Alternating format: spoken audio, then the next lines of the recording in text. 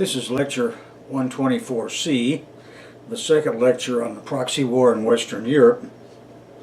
And we're spending that much time on it because the Eastern frontier is as important as it will be, as you'll see in the next lecture, was much simpler because there we faced only Japan now, and the Chinese fascists of Chiang Kai-shek, of course. But at any rate, this is Proxy War Part 2, and we're going to start with an evening of April 23rd, 1937, when Kim Philby was attending a very special private party of La Dona Gloria von Furstenberg. Now, she was a courtesan desired in those days by the fascist perverse, and this party of hers was at a villa outside the Falangist front headquarters city of Saragossa. Now, Gloria's soiree was arranged this night for luminaries of the Nazi and Italian delegations to Franco's insurgent regime. She had told him she expected Nazi Reichsfuhrer Heinrich Himmler to make a personal appearance, and she urged Kim to attend. She thought she was doing Kim a favor, because as a correspondent, he could be counted upon to put the right spin of things if and when Himmler's appearance in Spain should become noticed elsewhere by the foreign press, and most of them she considered to be under the influence of Bolshevism, and she knew that Philby was an up-and-coming correspondent for the conservative London Times. Now, Kim had the NKVD's background on Gloria. That was what the Chica was called in 1937. He knew she was originally a Mexican prostitute who had become quite successful with wealthy men before she was 15 years old.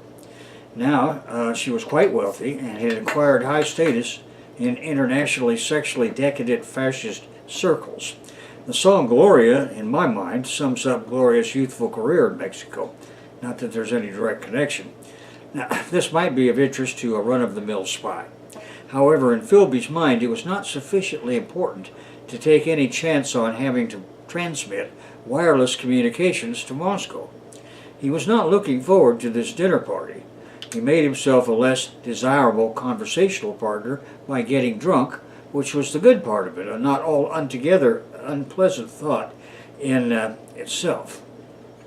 Something that made his work enjoyable, if the truth was told. And on his mind now was his planned visit to the front with the generals in charge of the upcoming offensive emanating from the fascist salient at Saragossa.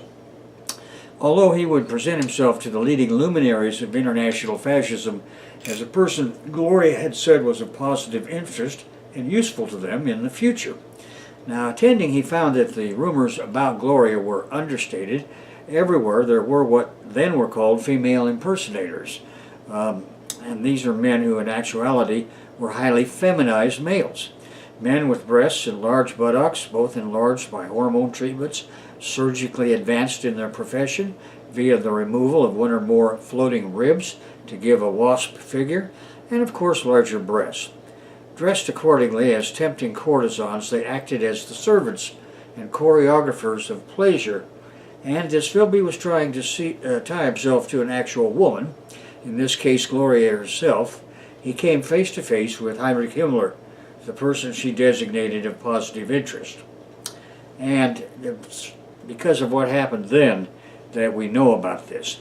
Now, spilling the beans, Philby and Himmler, quote, "We hope that some arrangement may be reached in the not-too-distant future with your government to join us in the holy war against Bolshevism," say the transcripts.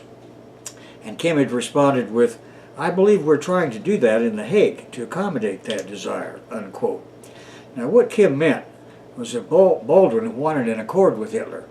The British rulers had their outright Nazis, but its majority, led by Stanley Baldwin, wanted something other than a poor white trash nincompoop at the head of Germany before they would willingly follow a German military adventure against Russia. Class was too important here. Fundamentally, in their eyes, Hitler was another Cromwell. They had barely survived him.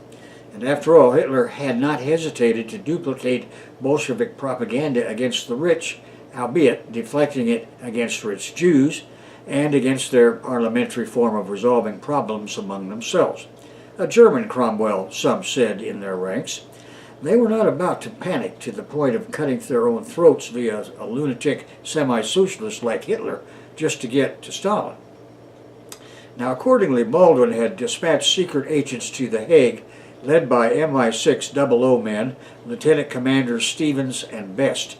Their orders were to organize Hitler's assassination, and thus arrange the substitution of a responsible German capitalist leader.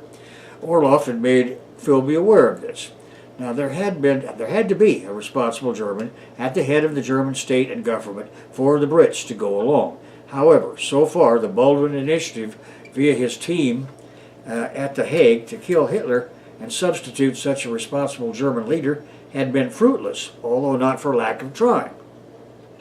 But the negotiations had not been broken off. In fact, if he could read between the lines of the Reichsführer's statements, the negotiations were not only ongoing, but might well produce positive results. Himmler took Philby's comment as evidence of his, quote, high-connected family, that is, St. John Philby's knowledge and sympathy. A serious error, as it turned out. And, according to the transcripts, Himmler went on to say, quote, time will tell Mr. Philby what is possible. I know what some of my countrymen do not, and that your Prime Minister is one of us anti-Bolsheviks, and he simply wants a change in our leadership for obvious reasons before we come together in a common cause, a military final solution against Bolshevism. I've heard many good things about you, and we would like you to help us build a bridge of friendship in Britain once this mess in Spain is wrapped up. Philby said, I'll do my best, and at that point Gloria took the Reichsführer by the arm, saying, Don Himmler, I want you to meet someone or other, and off they went. It had been a rewarding evening after all, because Himmler had admitted that he knew about, and therefore that he was involved in, the secret dealings between the British PM and other high Reich officials against Hitler.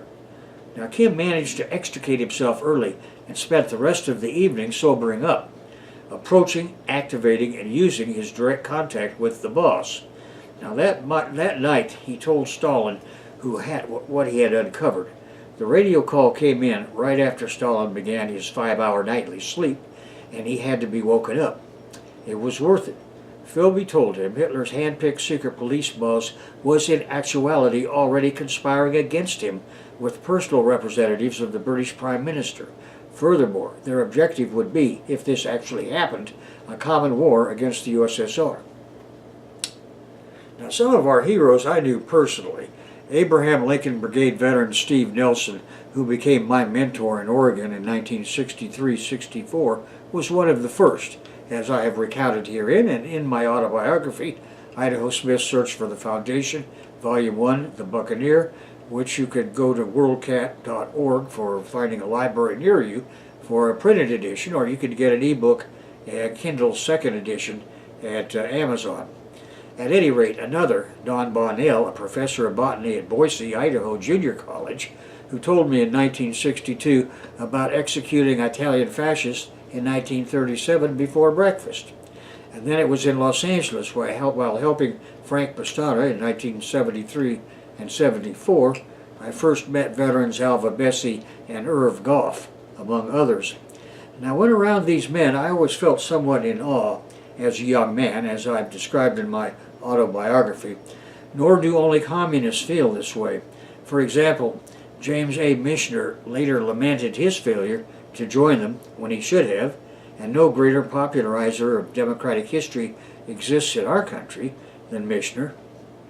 These Idaho Smith books are now available in ebook form at Kindle Books and Amazon. Now, this brings us to the subject of anthropology, Elman Service and Marshall Sahlins. Now, one of the two most important Marxist cultural anthropologists of our time, Elman Service, got his baptism of fire in the Spanish Civil War. He passed away in 1996, 60 years after he volunteered to fight fascism in Spain with us, and immediately upon his return to the U.S., he headed for Columbia University to teach, and after a few years returned to the University of Michigan, where he would spend most of the rest of his life. There he wrote many of the most important anthropological theoretical treatises and ethnological compilations, for example, Profiles in Ethnology, of the 20th century. Service played faithful and true to Marxism throughout his life and was a great inspiration to me, and for our own theoretical work long before I realized he was an Abraham Lincoln Battalion veteran. The other most important Marxist cultural anthropologist being Marshall Solons, and I've mentioned him before several times because of his work, especially Stone Age economics, and we will visit some of his Oceania work in Volume 4. But at any rate, Memories of Spain, 1936 to 1937. Spain was a war in which Bolshevism had nothing to gain, except, of course, to have another de facto third world country in the socialist orbit. That is all it would have been. Socialism again, essentially in name only, a poverty-stricken peasant country at an even lower level of development than Russia before Bolshevism.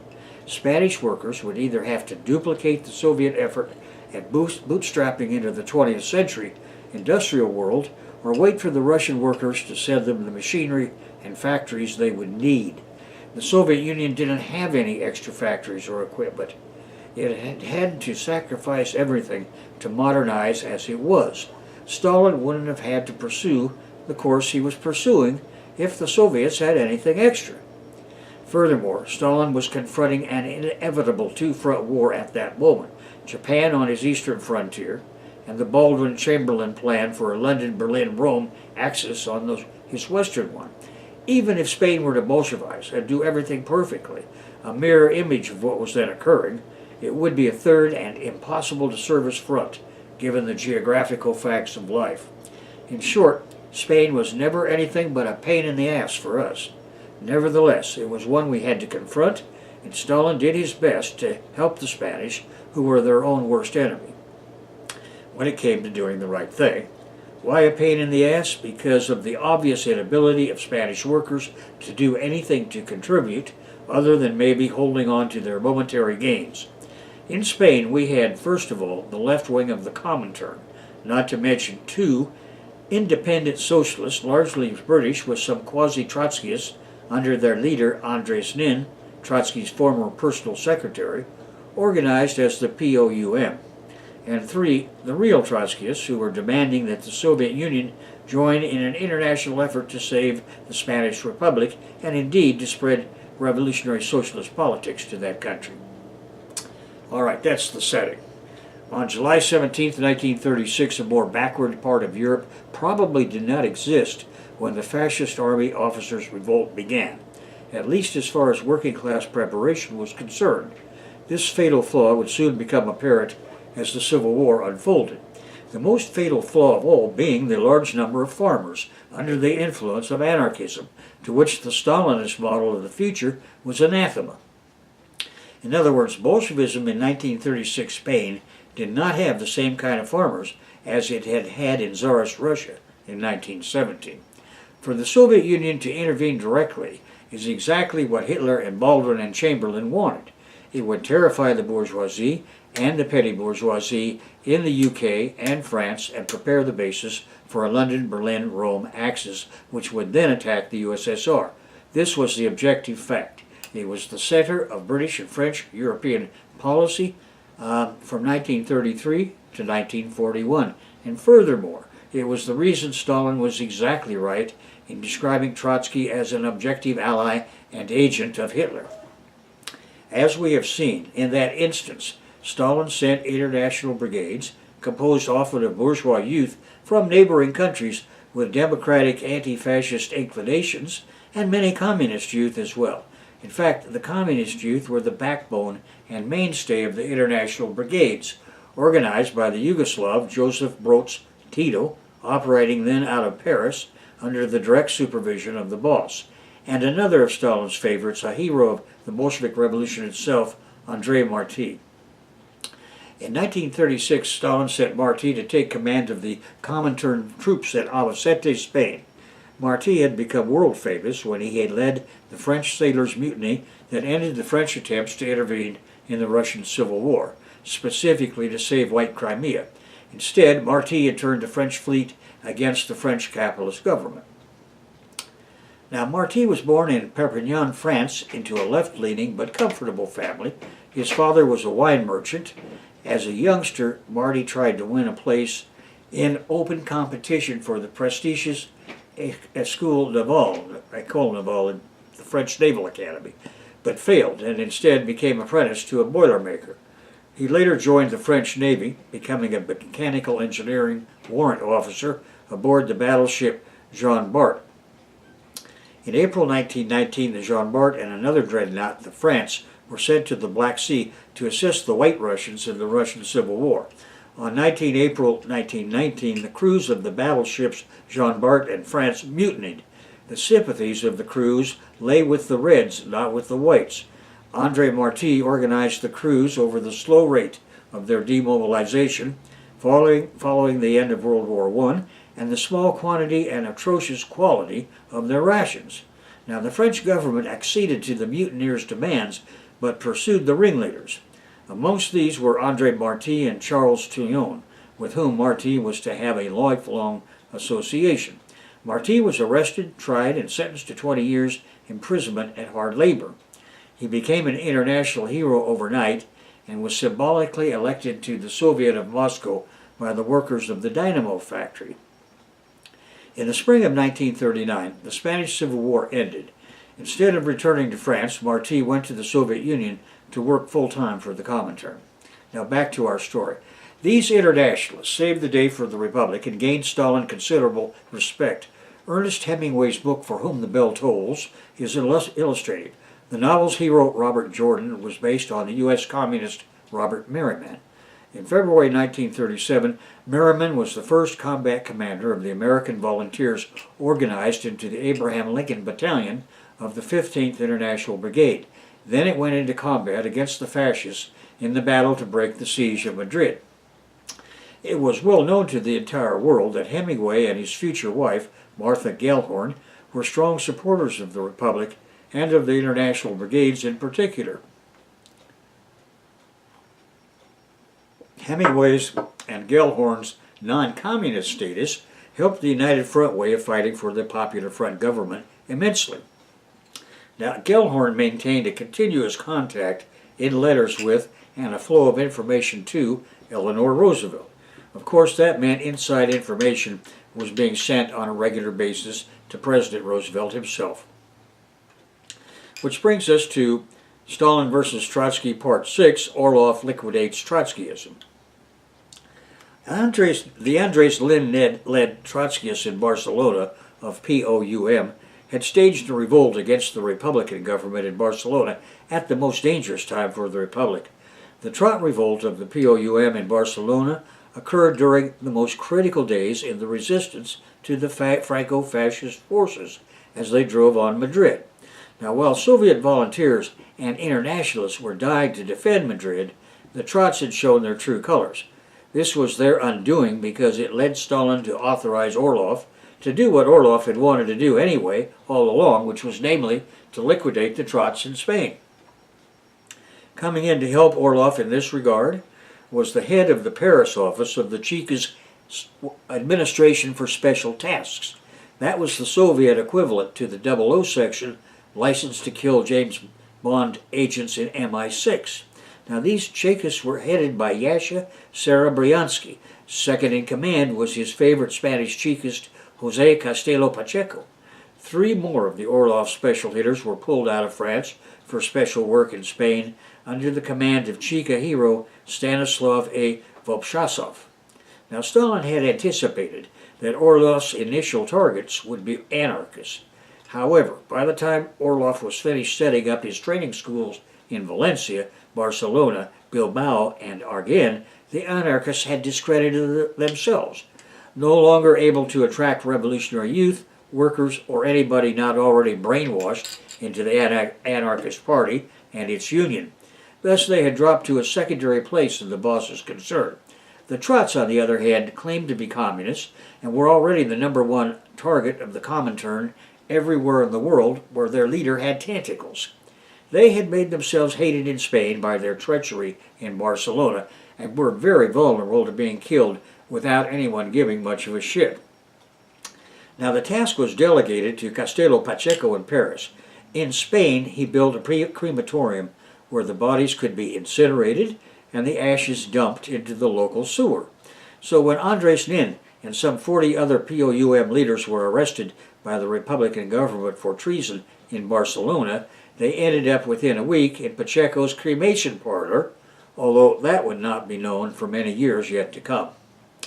Across the country, secret Chica 00 teams liquidated the Trots, and the common legend always ended with, quote, has disappeared and not been seen again, unquote. At summer's end 1937, having finished their work in Spain, the hitters packed up their gear and returned to Paris, where they turned their attention to a different set of targets, including killing the last important chief of White Russian counter-revolutionaries, General Y.K. Miller. And on September 22, 1937, they killed Miller. In February 1938, they tied off a loose end, disposing of Trotsky's son, Lev Sedov. Now, in 1937, what happened to the Spanish gold? Now, along the way, as he anticipated, the boss managed to get his hands on this 788 tons of treasury gold of the Spanish Republic, and Gorloff managed its movement to the Mediterranean, loading all of it on disguised Soviet ships. That money helped the industrialization drive in the USSR immensely. Now, the gold arrived in Odessa with Orlov sitting on top of it. Then the boss called him to Moscow. Stalin gave Orlov a new assignment to the USA. It would affect the future of the entire world. And Stalin proved again, as would Fidel Castro decades later, that the best laid plans of the smartest imperialist leaders can be defeated time and time again. Now, for a moment, I want to take you for an inside snapshot, which I call Strange Bedfellows, Stalin helping himself rather cleverly on May 1st, 1937. The war in Spain had turned their way. Madrid was safe. The boss was waiting to walk onto Lenin's mausoleum podium. The May 1st parade was beginning, and he said to he said to Molotov, "Those 00 men, Vlad, what caliber are they?" And Burgess says, Molotov replied, "Burgess says they're the best hitters M has." Now, I hate to say it, but we may have to intervene just to be sure they don't succeed. Yeah, I've been thinking the same thing since Philby radioed Himmler's conversation with him, but it's going to be tricky. Stalin says, "These are the elements as I see them. We cannot tell Hitler who spilled the beans about the Brit hitters in The Hague. If he were to confront Himmler, that lowlife would remember his talk with Philby, and that would be the end of Philby. This should come to Hitler as a favor from me. Those two hitters are in The Hague at Baldwin's order, and this Hitler will find to be true. Now, this should be done in such a way that Hitler concludes it was that idiot Admiral Canaris. If this is done the right way, Hitler could interpret this as a signal we will not make his regime our #1 enemy in Europe. That is, if he does not force us into such a posture, and that we would like to continue our de facto German alliance we got with the Rapallo Treaty. Otherwise, I'm going to choke off all of our oil shipments to their Reich within 7 days, permanently. Then they can continue to negotiate with us over other economic decisions, but no more oil. Now, this is really what I want. They will not agree, you see, and this is what I want. However, they should think they brought this on themselves, Vlad. You see, I need that oil now for our own coil iron steel complexes behind the Urals, about which they know nothing, and I don't want them to know anything. So this should be presented as a tit for tat." And Molotov responded, "Now that's a good idea. Turn the cap plot against them. Get a lot more resources for our behind the Urals industrialization without them thinking it's anything but political. I just did not anticipate we could do it by helping Hitler. Anyway, we could pepper the report with so much stuff that could only have come from the Red Orchestra. Hitler will assume Canaris' office to be the source. Another one of our Red Orchestra spies about whom they are already impressed." Now, Hitler should use his own personal SS detachment, Stalin said, to check out the information about Stevens and Best in The Hague, not the Gestapo or the SD. We can hope he decides to have them killed. Now, that should put an end to the Baldwin plot for 1937. even if they escape, no matter what the outcome. This should discourage Baldwin from trying anything like constructing their London, Berlin, Rome axis again right away, at least in the same way. Now, with Hitler on his guard, the Brits will have to figure out something else. Whether this is a win, loss, or a draw becomes irrelevant. We will have prevented an easy victory for them in this skirmish. Take care of it, Vlad, and keep me posted step by step. Use Beria and keep the Chica out of it. And he says, consider it done. Now, as an historical note, Hitler did decide to eliminate the conspirators. And another inside snapshot for a moment. On June 10th of 1937, a month and 10 days later, which military line? The Tukhachevsky affair. And have you decided? Yes, unfortunately, the situation is really tight, but I have no choice. I have decided that after all these tests in Spain, we have the financial and industrial resources to develop enough airplanes and tanks of a few types. Now, Tukhachevsky and gang are wrong about the entire thing. The main thing we must have, that I need, are 20,000 aerial tanks and 20,000 land tanks, better than any the capitalists have or can build in the same time period. With this and the right army personnel, we can win the inevitable world war about to begin. Now, the rest of this stuff of theirs is way too complicated for an army of the kind we can field at this time. However, they, meaning Tukhachevsky and his group, cannot understand that. An example, as you know, is that they want to build a heavy bomber fleet for a first strike as the final strike in the air. Only that, and right now, and that will not work. If the first strike were to fail, what would we then do? Now, for a mirror image of Tukhachevsky's position, I recommend you read Viktor Suvorov's book, The Chief Culprit. At any rate, we know from our, Stalin says, we know from our Civil War experience, what we need is close air-ground support fighter bombers. Now, from our detailed reports on our equipment in Spain, I know exactly what we can do, and thereby how we can win in the upcoming fight. They are just as fucked up and unrealistic about the armor force. We can barely build 100,000 Ford trucks now, let alone 100,000 tanks. By the way, I think this first fight may come in Mongolia, based on what Sorge is telling me. I want my tanks and my planes ready for that fight. It's time to force the military reorganization issue, and then the military-industrial complex reorganization. Is Beria ready? He's ready. Will the Politburo authorize this? Now that's my job, and I'm going to do it now.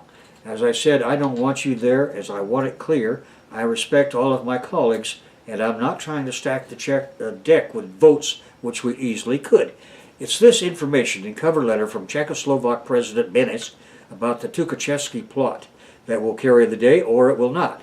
Now, on top of all the data so far accumulated by Spursh through Beria, I think they will agree, and we will have prevailed without several votes they would have considered automatic from my side. Anyway, it's either or now, and wish me luck. And the boss walked out of his Kremlin office to meet with the Politburo. The main question was the arresting of Marshal Tukhachevsky and fellow co-conspirators. On this meeting, the history of the world would depend. Now, Philby wins the Red Ruby and international fame.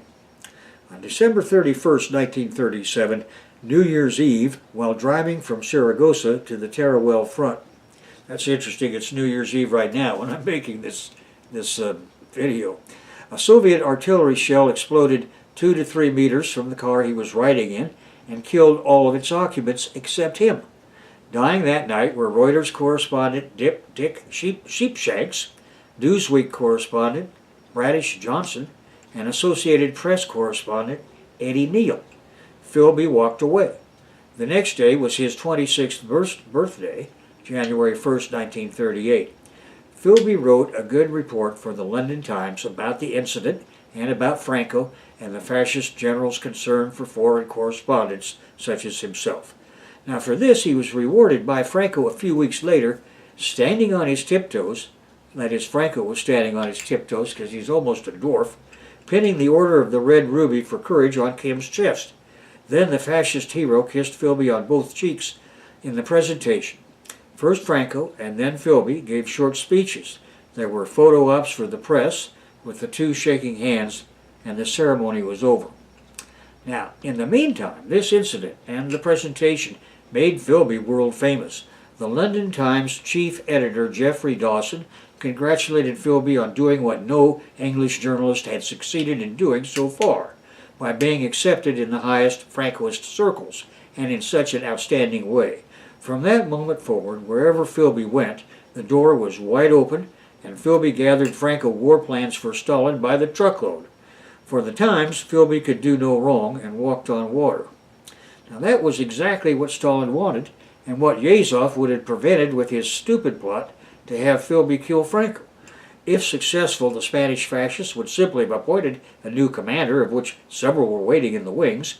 Stalin would have lost his then would-be most important agent in Brit intelligence, and at any rate this little pro-fascist episode weighed heavily in Philby's favor, negating his youthful flirtation with communism when recruitment into MI6 came up 3 years later. Now I want to make a few comments on understanding the 1930s purges and the preventing of a fifth column against proletarian dictatorship in the Soviet Union. There had been purges in the Bolshevik Party literally from its inception. Purges are one form of ideological control over any political party, and when one has a political movement as fractured from the beginning as the Russian social democracy movement was, it was inevitable that positions would solidify into different camps. Why inevitable? Because factions within a movement or party represent different special sectors of society with inherently antagonistic interests. In the epic of class society, that is, the servitude epic of slavery, feudalism, and capitalism, there is nothing but antagonistic contradictions between contending classes.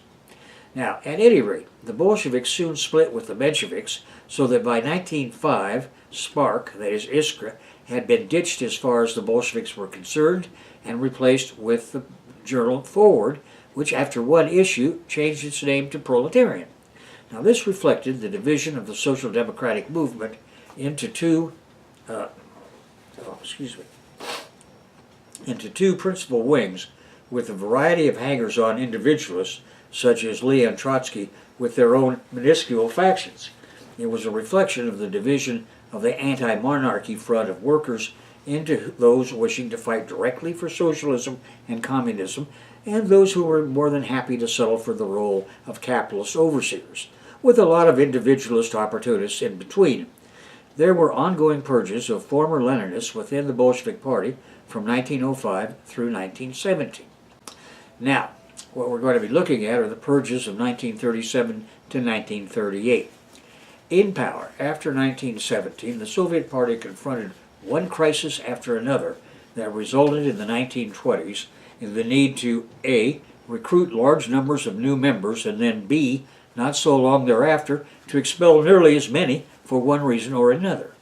Now the period we are primarily concerned with when we speak of purges in the Soviet Party is the period of 1937 to 1938, and in those years there were three main categories subjected to excision. First, the biographical purge targets, and then secondly, the farmer abuse bureaucratic targets, and thirdly, the military and military-industrial bureaucrat targets. Now the Spanish Civil War was just beginning, and Stalin had decided to intervene.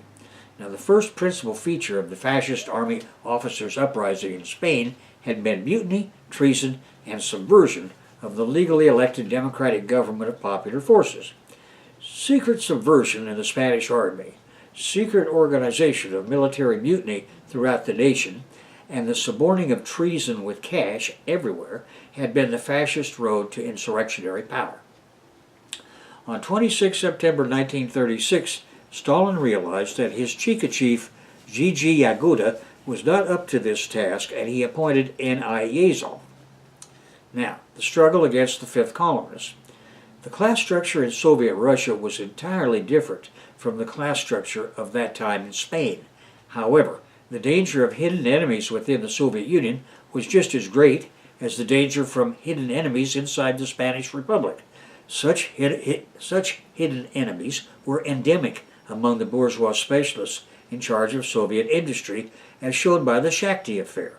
The Spanish fascists of Franco's newly adopted and controlled Falange Party were already using the term Fifth Column to describe their conspiratorial subversion inside the Spanish Republic. In September 1936, Franco's four columns took aim at Madrid. Franco bragged of having a fifth column inside the Republic that would rise up when the word was given to subvert the Republic from within. It didn't work out that way for 2.5 more years, but not for lack of trying. Now, the term was immediately understood and incorporated into the lexicon of Bolshevik terminology at the same time. Stalin launched a sophisticated program of negating a fifth column inside the working class bastion of the USSR. Now, this began with the biographical purge. It continued through the farmer abuser purge, and along the way featured judicial purges of enemies of Bolshevism in the party, government, and state. What was a biographical purge? A fifth column could be constructed from anti-Soviet elements of a variety of types. The Cheka had a countering strategy. 1. The Cheka was always assembling lists of former church officials, former Tsarist army and navy officers, former landowners, and so forth. Now, this was one component of class enemies, and they were obviously to be rounded up, exiled, or shot. Secondly, another and far more dangerous sector of society were the former Communist Party members expelled for one reason or another. It was this second sector which comprised the primary targets of the purge of 1937 to 38. And 3, a just as dangerous element were the millions of former rich farmers, kulaks, deported to Siberia or Soviet Central Asia, some of whom were returning after their 5 years of enforced exile. And 4, a fourth category consisted of the sons and daughters of these former rich farmers who were entitled to full citizenship rights upon application and approval, and who also would be coming into the heartland of the Soviet Union for education and employment. And 5th, a fifth category consisted of currently serving party bosses in the collective farms. The Cheka proceeded against these categories in different ways, but in totality, these were the targets of the biographical purges of 1937-38. Note that these targets were all entirely separate from the 6th category of specific individual targets of party army leaders receiving the attention of the international cap press. Now, the farmer abusers. In 1917, nearly 100% of the feminine farmer population was illiterate, and about 95% of the male component. By the 1930s, nearly every farmer, male and female, could read and write thanks to the Bolshevik literacy campaign, and every farmer family had children who had been to school and could handle the family correspondence if necessary. Now, farmers had become inveterate letter writers. When pissed off, which was much of the time, they wrote letters. Now, farmers wrote to everybody they thought might resolve their problems with local authorities, including Comrade Stalin. Now, all you had to do in those days to get a letter to Stalin was to write his name on the envelope. Comrade Stalin, Moscow, would suffice. Now, more interestingly, is that all such address letters got to the boss immediately. Molotov got a lot, as did President Kalinin, and so forth. Now, Stalin's secretariat got countless bags of letters on a daily basis, and amazingly, every single one was read by someone, and agents were immediately dispatched to resolve the problems of John Deere farmer and family. Furthermore, if something really bad was being reported in these letters, they were instantly forwarded to the boss. Now, beginning in March 1937, Stalin ordered that the Politburo be informed of every development in legal actions being taken against farmer abusers. Now, trials of party bureaucrats abusing farmers were undertaken, and they were reported in the local newspapers throughout the country. Throughout 1937 and 1938, thousands of trials were conducted in the agricultural regions of the USSR that featured farmers brought to testify against their abusers. And as I say, all of this was reported faithfully in the press of every locality. In the end, one principal reason collectivization was successful was because Stalin oversaw a process of remedy for every farmer who felt he had been abused by his collective farmer boss. Now, some comments about the truth about numbers of people executed. One of the most important arrows in the capitalist and Trotskyite quiver of anti-Stalin projectiles is the one that Stalin was jealous and or frightened of Red Army generals like Tukhachevsky. That narrative says Stalin began being psychopathically paranoid, ordered the execution of some 40,000 Red Army officers. Now this is a complete and total lie, invented from whole cloth by Trotsky in exile, and picked up by the hack writers of the chief imperialist propagandists, including and especially Robert Paine and Robert Conrad. This total lie led these propagandists to conclude that the reason the Nazis did as well as they did in the first 5 months of the war in 1941 was because all the competent commanders had been executed by Stalin. The icing on that cake being the story that 40,000 had been at their jobs for less than 4 years. Now the truth is, the Nazis did as well as they did between June 22nd and December 5th, 1941, because they moved first.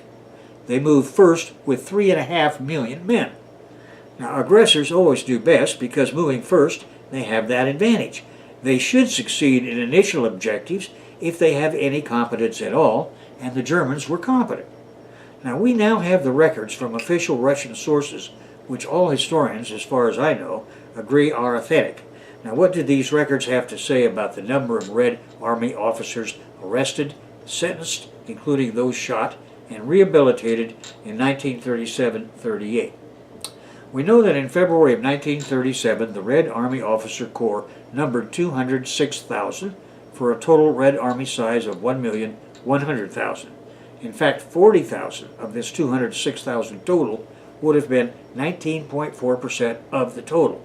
If this is true, how could it be that on June 22, 1941, over 50% of the Red Army officers had less than 1 year's experience on the job, which is what they claim? Obviously, this cannot be true. What was true is that the Red Army had a well-trained and tested officer corps on June 22, 1941, and nothing unusual had preceded the outbreak of war in terms of officers removed. This 40,000 false figure was derived from 1954 statistics presented to the party by Nikita Khrushchev in 1956, and his figure was derived from the 1937 figure for numbers of the Red Army dismissed, which were 20,643, and the 1938 figure for numbers of the Red Army soldierly dismissed, which were 16,118, a total of 36,761. He rounded it off and got 40,000. Now the problem lies not with the figures, but with the assumptive definitions. For example, some men are dismissed for X reasons, others Y, and still others for Z reasons. A small fraction of those dismissed were dismissed by execution. The Trotskyite, Khrushchevist, and other imperialist propagandists, such as Paine and Conrad, made the completely unjustified assumption that dismissal was equivalent to execution. The truth is, of the 36,761 dismissed, some 10,868 were arrested. Of those arrested, only 1,654 were executed or died in prison before trial. Let's say it again. The so-called Stalin shooting purge of the military to the tune of 40,000 men turns out to be 1,654 executed or died while in custody. And you cadre should take note of these gross lies. Millions of Soviet youth learned how to shoot. Beginning in 1930 and continuing throughout that decade, millions of Soviet youth were encouraged to become marksmen, which included girls as well as boys. This meant that an entire generation had learned how to shoot by the time the Second World War began for us on June 22, 1941. It also shows the government was always self-confident, even during the worst of the collectivization years, or it certainly would not have armed tens of millions of strong young people. Now, Halifax gives Hitler the green light on November in November of 1937. In November 1937, longtime British Nazi fellow traveler Lord Halifax was sent as British Foreign Minister-to-be 3 months later to see Hitler. There he assured Hitler that Britain would not look askance at any of his demands on Austria, Czechoslovakia, and the Danzig Corridor, and that Britain appreciated Hitler's acting as a bulwark against Bolshevism in Europe, even if it had some reservations about his anti-Semitism and a few other, quote, minor, unquote, things. Now, Cairncross and Maclean provided the entire transcript of Halifax's secret conversations at the Eagle Nest in Germany with Hitler to Stalin independently. Thus, on top of Philby's reporting of Brit plotting, Stalin had both of these separate source intelligence experts telling him the same thing. The Brit regime was making every effort by the end of the first full year of civil war in Spain in favor of fascism. Baldwin had gone to his long-dreaded extreme of being willing to accept Hitler as the boss of an anti-Soviet, European, capitalist, anti-Comintern Grand Alliance, and there would be no more Brit attempts to kill Hitler and substitute someone else. Now, for more of the inside details on this, there's a book you should get from the library or wherever, The Sword and Shield, Mitrokin Archive and the Secret History of the KGB by Christopher Andrew and Vasily Mitrokin, published in 1999 by Basic Books in New York, which is a 700-page book, but you want to especially look at pages 65 to 66. Now, 1938, the mess in Spain resolves itself. In the end, we were better off not having this Spanish distraction in the way. Victory would have left us with a permanent government of beggars in Madrid. It was almost 1939, and the time had come to get serious.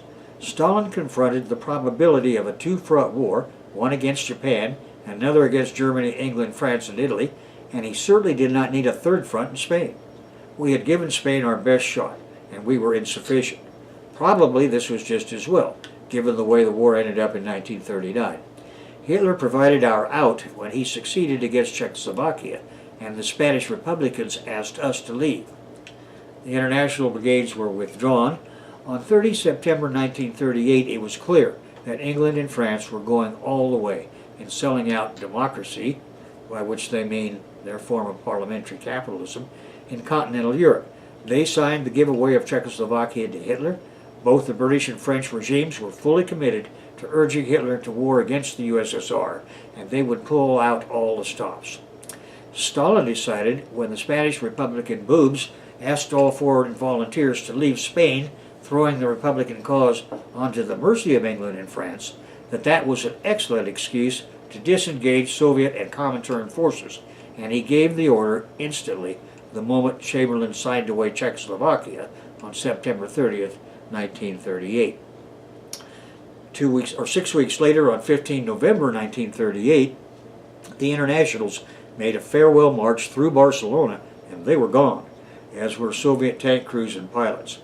In January 1939, the end came when Stalin, after having done his best to help every step of the way, and when they had no remaining credit, sent the Republican government over $100 million US dollars worth of arms. Now this even after he knew they would be defeated in 1939. Franco declared victory on April 1st, 1939. An old revolutionary himself, Stalin found it emotionally impossible to leave these incompetents to their own well-deserved end without giving them every possible option to win.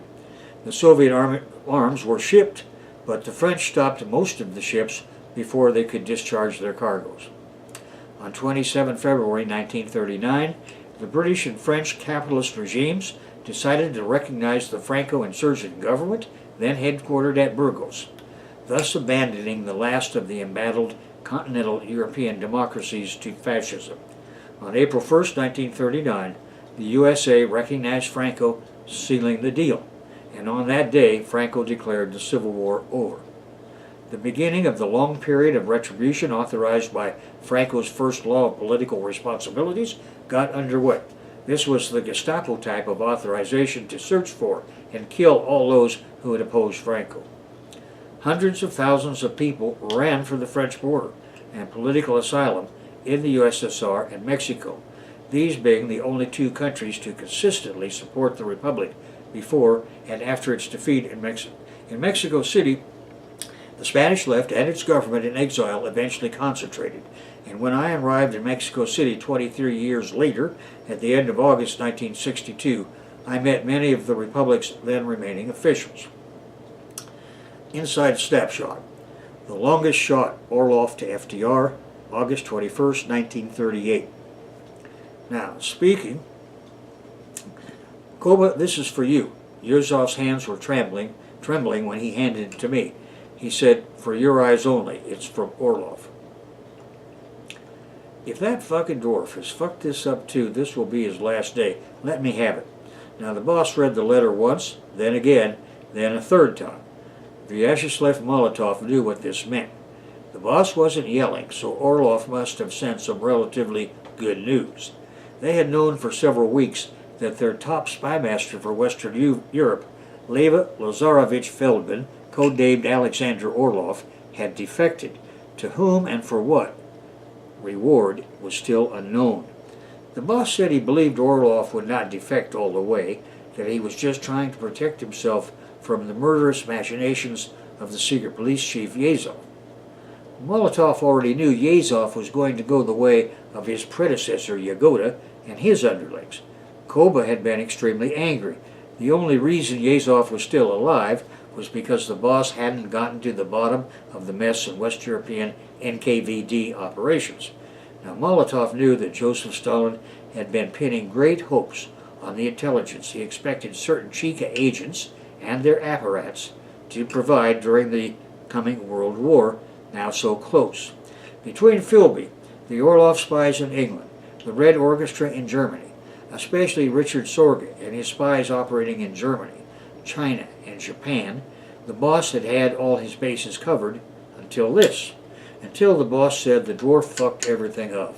Now dwarf was Stalin's pejorative for Yezhov, head of NKVD, domestic and foreign operations. You can read it. Here, the boss handed Molotov the letter written by Orlov in his own hand and delivered by special courier from New York via the Soviet embassy in Paris. They had been waiting for it since receiving a cable from Paris that it had arrived.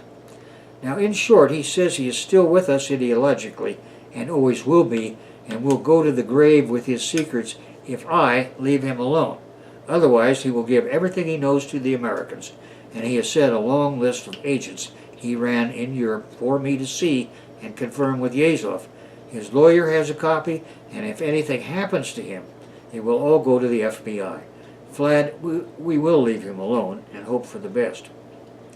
Now Molotov then interjects, "I don't believe a word of it, Koba." "Why don't you believe it?" "Orlov would drink a lie before he would betray us, betray you. You don't have to comment on this, but I think he set him on some mission." Unquote. Now the boss said nothing at first and then continued as if Molotov had said nothing. "Get Barry in here. It's time to put the new intelligence reorganization in place. That little cocksucker Yezhov has fucked me in the ass for the last time. This is his entire fault, just like he fucked up the Bukharin trial. All he had to do was to get Bukharin to admit to what he had already admitted to Sergo, Klima, and other comrades years ago. But no, he had to create more Trotskyite conspiracies, and you know what happened. Not to mention the stupidity of even considering using Philby to kill Franco. I should have shot the dwarf myself then. I must be getting soft. And Vlad, keep your thoughts to yourself." "What thoughts?" Now Barry appeared instantly. "Yes, Koba. This time Yezhov has to go. You know what to do. You're taking over." "Thank you, Koba." "You're welcome. Now look, many of our foreign operations have been all fucked up since Felix died, 10 years ago, and it's gotten worse with each subsequent chief.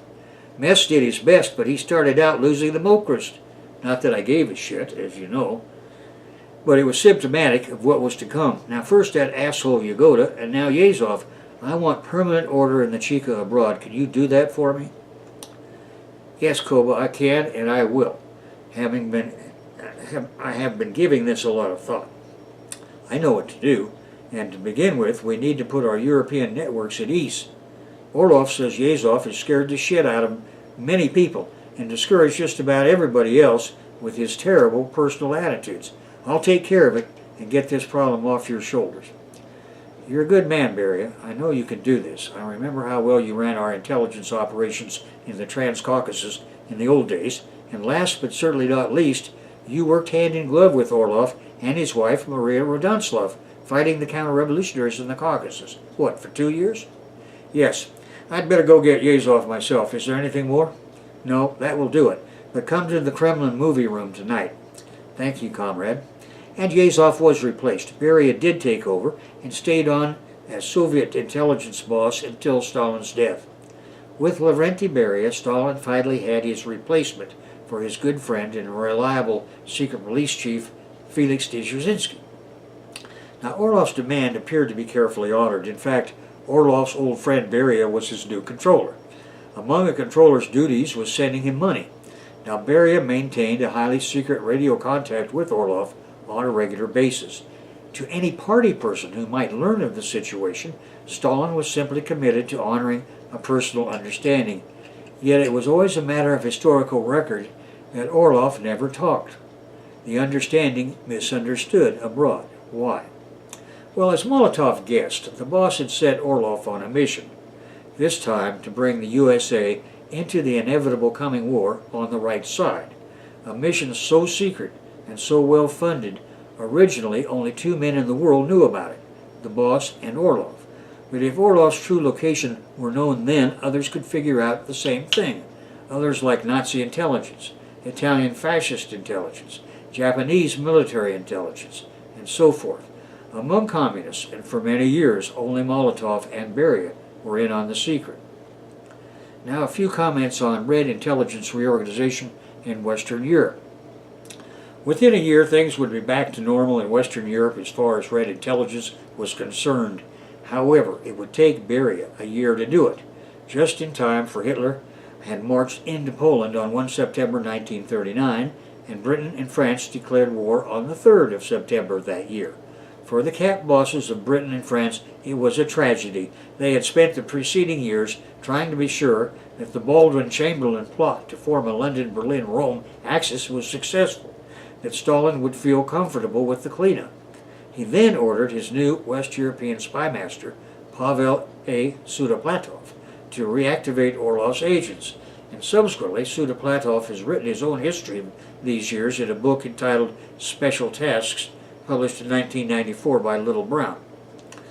Anyway, meanwhile, Philby heard bits and pieces and gathered that Orlov had been reassigned, but spent the year, more or less, on his own, building his ties in every conceivable way to MI6. Finally, thanks to his own efforts, and the efforts of the always loyal and reliable, on-the-job, never-discouraged Guy Burgess, the MI6 contact came. Arnold Deutsch, under Orlov, had recruited Philby originally. Orlov took personal control of Philby, as we've seen in January 1935. Simultaneously, his to-be new 4th Soviet controller, A.V. Gorsky, was selected in Moscow by the boss, Molotov, Beria, and Sudoplatov. Accordingly, Orlov's Moscow spy master replacement, Sudoplatov, sent his top London embassy agent, Gorsky, to Philby et al. Once again. Stalin's decision, a fortuitous, if perfectly timed, circumstance for Philby and for the Soviet Union. It would be half a century before it was known to anyone, other than the boss and Molotov, that the prodding for help from MI6 came from the top Soviet agent in MI5. This prodding from London was the immediate cause, the trigger if you will, that led to Sudoplatov reestablishing operational contact with Philby et al. This had been done at Sudoplatov instructions with Stalin's approval because of this entirely separate recruit from the Cheka. That recruit, namely, was of the a China recruit of the Red Army's Intelligence Division, who had become a high-ranking officer in Britain's Internal Security Service, MI5. It was this recruit, Roger Hollis, who had warned Stalin earlier that Arnold Deutsch, the group controller under Orlov for the Cambridge Five, was under MI5 surveillance. Stalin told Orlov, and Orlov took direct control of Philby, Burgess, and McLean in February of 1935. There were, in reality, 2 Soviet intelligence operators in Britain. That was because Dzerzhinsky had decided, in order to prevent duplication and tripping over one another, this agent would be inserted into the other half of the British Secret Service, the Internal Security Service, or MI5. In other words, up until this time, the sole operator had been the Cheka, and its agents were in the License to Kill Foreign Secret Operations Service of MI6. Now, known only to Stalin and Red Army G2, there was a second operator, and its agents were in MI5. NKVD, that is the Cheka, had known nothing of this Red Army G2 operation inside the British Secret Security Service, or MI5, for example Hollis, not to mention the Duchess of Windsor. Red Army G2 in China originally recruited Hollis and his group. Now, the Cheka's operation was focused on SIS, the Secret Intelligence Service, or MI6, which is where Cheka operated Philby, Burgess, McLean, Blunt, and Cairncross. As I say, Red Army G2 in China had recruited other spies who were now in Britain's Internal Security Service, or MI5. Their number 1 was Roger Hollis. Hollis was asking that what subject support could be focused or roused from the MI6 be so roused and coordinated with his own work in MI5. The objective: hunt down and kill Nazi spies operating in Great Britain with foreign controllers. Now, changing the subject. The boss had no life outside the party life he had chosen. So for personal recreation, he often relaxed with his closest friends and associates after midnight and before 5 o'clock in the morning, Moscow time, in the Kremlin movie room. Now, the boss slept from 5 a.m. to 10 a.m. every day, as did, consequently, all of his generals and admirals. Now, this night Stalin and Beria were sitting next to each other because the boss wanted to talk with him during the intermission. Lev, I laughed so hard at those Keystone Cops I thought I was going to have a heart attack. And Beria responded, I noticed. However, you need this, Koba. I don't know how you do it. 30 years now, day and night. How often do you sleep? I know, 5 hours a night.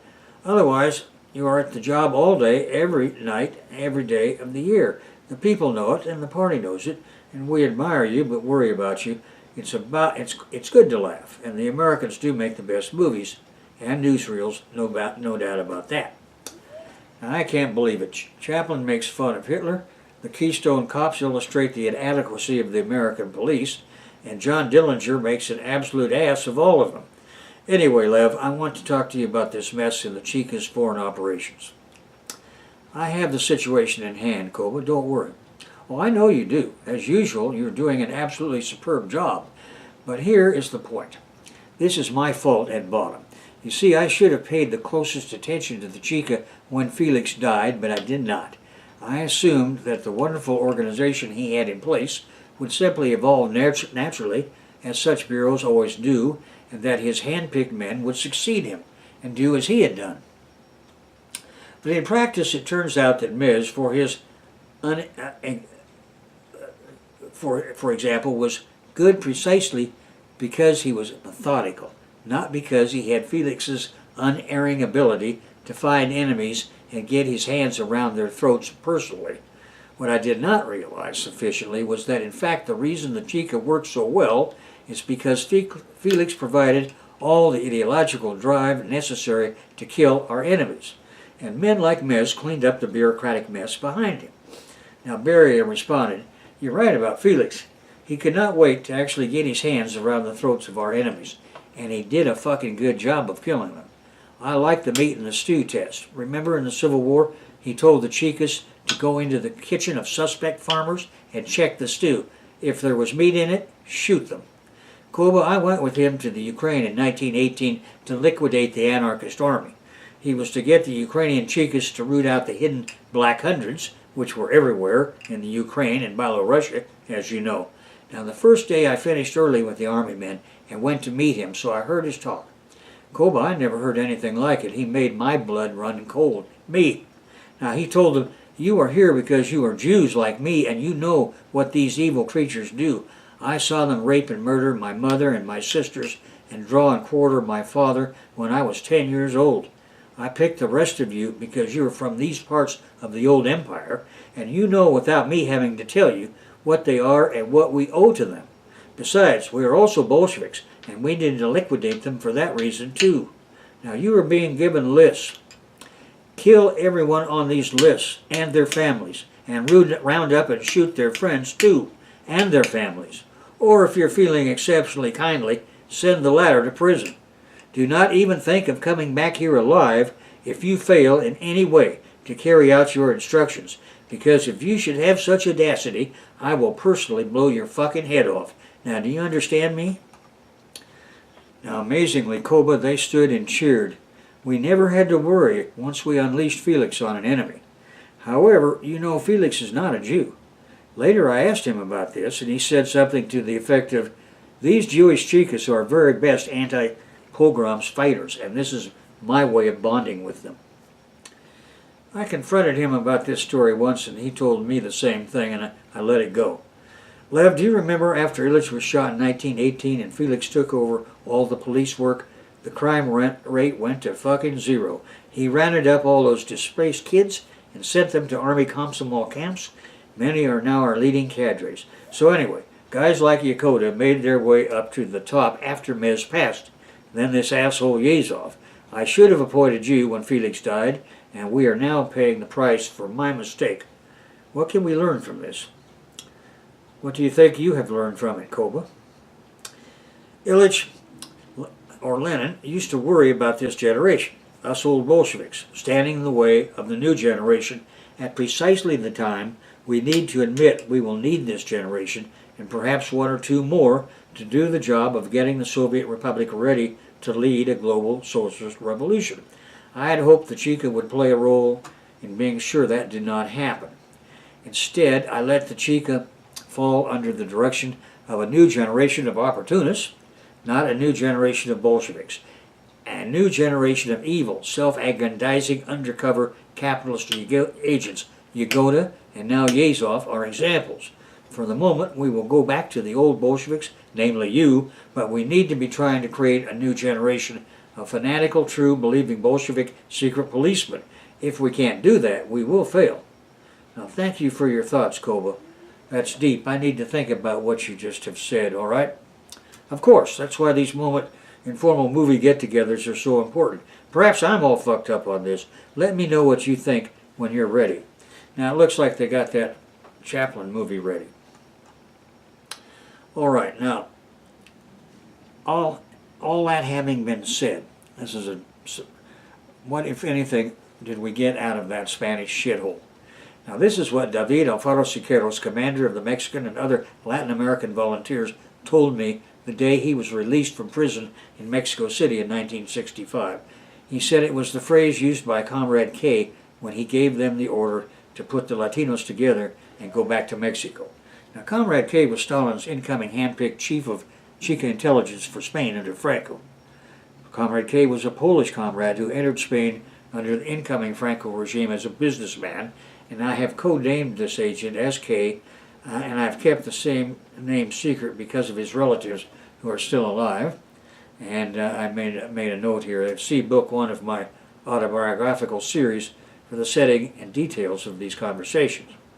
At any rate, the answer is we got more than we expected to get, given the disaster caused by ultra-leftism in Spain and its supporters around the globe, namely 788 tons of gold, Soviet troops transported to waiting ships disguised as trade freighters.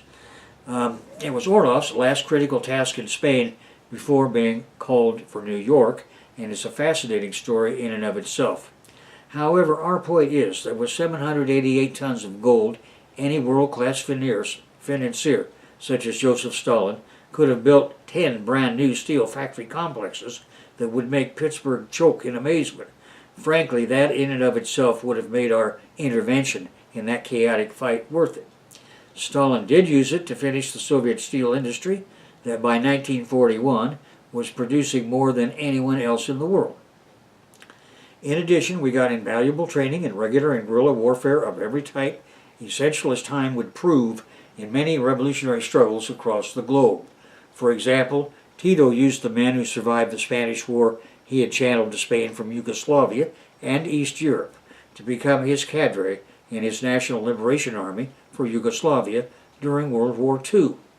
One of these officers, Alberto Bayo, expert in guerrilla warfare, Fidel Castro hired to teach guerrilla warfare to his men in Mexico before they departed to start the Revolutionary War in Cuba in December 1956.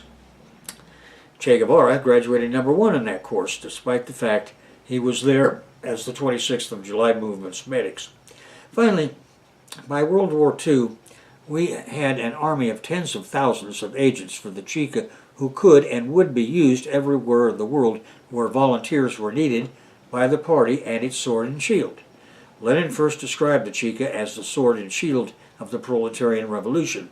Of these fighters, one of my favorites was David Crook, an English pilot who flew for Galen in China and later for us, not only in Spain but in many other quiet wars. David Crook, who lived from 1910 to 2000, was a British-born communist and international Chekist who in his later years became a permanent resident in China. A committed Marxist from 1931, he joined the international brigades during the Spanish Civil War, 36 to 39. Then he was recruited by the Cheka and sent to China during the Second Sino-Japanese War of 37 to 45. There he met and married his wife Isabel, a teacher and social activist. Following the Second World War and the Chinese Civil War, the couple stayed in China and taught English. He came to Los Angeles twice, and I had an opportunity to listen to his lectures on the Chinese Revolution on both occasions. In 1959, the Crooks published Revolution in a Chinese Village, 10 Mile Inn, and in 1966 came the first years of Yangyi Commune. Crook died at 90 after spending his last 5 decades in China.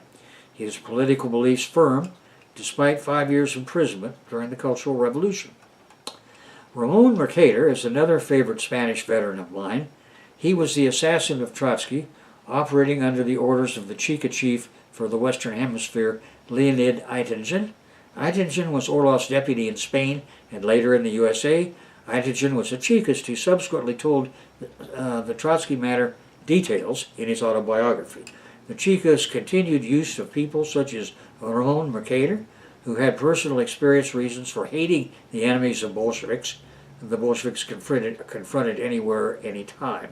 In this case, the assassin was a Spanish veteran with a deep hatred of Trotsky because of the counter-revolutionary role he believed Trotsky's gang played in Spain, especially in the revolt in Barcelona during the critical Battle of Madrid, November 36 to March of 37. That was very harmful in many ways. Now, currently streaming on Netflix is a story about Mercator and his mother that were sent by Beria to kill Trotsky, entitled The Chosen. Now, our party, steeled and blooded.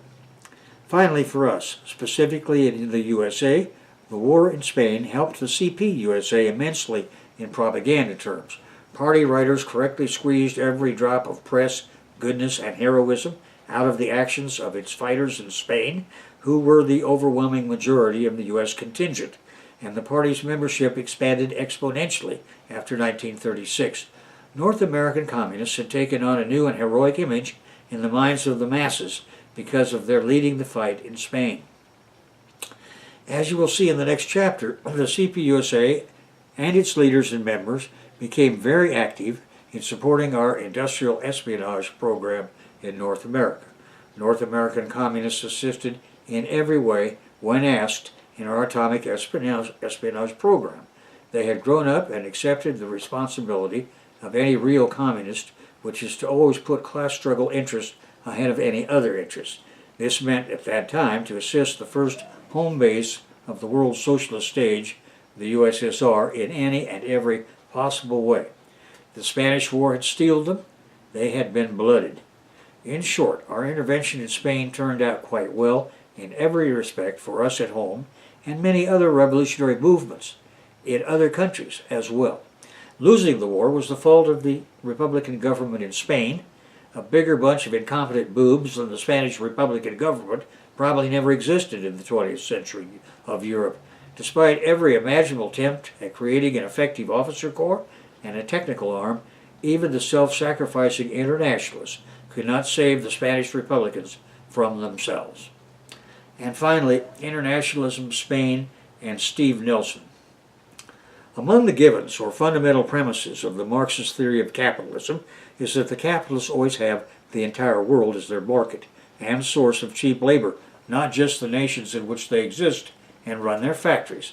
This flows logically from the fact of assembly line production of standardized parts, enabling the most ignorant, untrained farmer to participate in manufacturing the most complex capitalist machinery, and the concomitant that anyone, any age, any sex, anywhere will do. Now, in this way, capitalism democratized labor and labor power in the servitude epoch. Accordingly, the working class response as a class is to confront the capitalists as a worldwide class. In practical terms, this means workers in a fight in one country should be able to call upon workers in other countries to assist them, since the fight of the one is ultimately the fight of all. It is this sharing of funds and other similar support, such as killing and maiming would-be scabs from continental origins, that brought the labor aristocrats of England and Germany together with Karl Marx in the First International. At any rate, that concludes my lecture on the second part of the lecture on what was happening in the on the western frontier of the Soviet Union. Next time we're going to proceed with a discussion of the eastern frontier and the war against Japan, which began at the Kulakin Gol battle in 1939.